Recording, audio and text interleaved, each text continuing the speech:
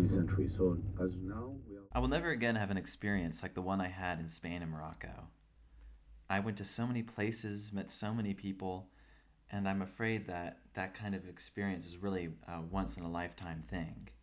But when it comes to how it made me understand more about the culture and history of Spain and Morocco, I don't know where to begin. But what has existed as a long-standing reminder of the long history between Morocco and Europe is Volubilis, which is a Roman colony that has been in North Africa for thousands of years. The breaks are from the reconstruction by the French after the Lisbon earthquake. These are one of the first cases of intercultural relations in Morocco.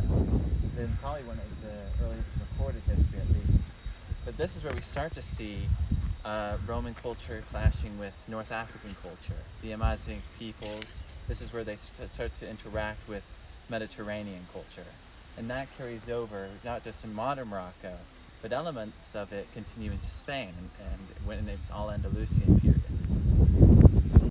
While I don't want to spend all of my time focusing on this one spot, I do think it's important to emphasize that Morocco and Spain's relationship is in no means recent. They were once part of the same imperial empire, and that relationship would continue on even after the division of geography and culture drove them further apart. On the right there's the hump, and then on the left is the head. On the right is hump, on the left the head. In the middle is the minaret. Beneath that is the tomb of the founder of the first dynasty in Morocco.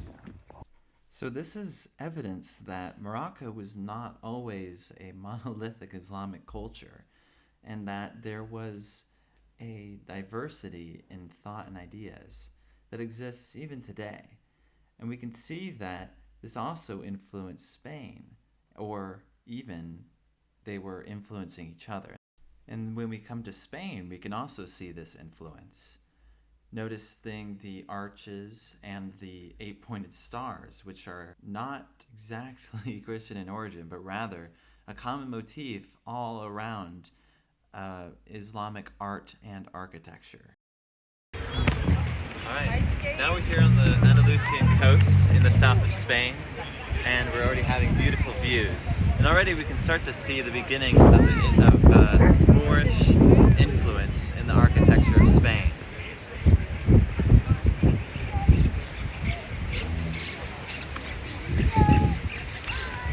If these symbols and features prove anything, it's that there was legitimate cultural exchange between these two regions of the world.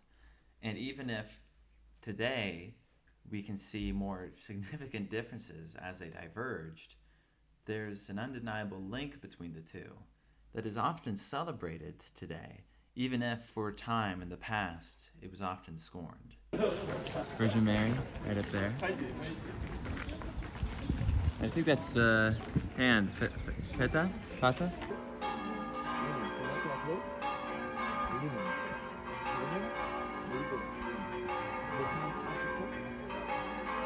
So we're standing in the Alhambra Palace, and now we're looking at the gift of Peter I, the Christian king of Sevilla, to Muhammad V, the Muslim king of Granada.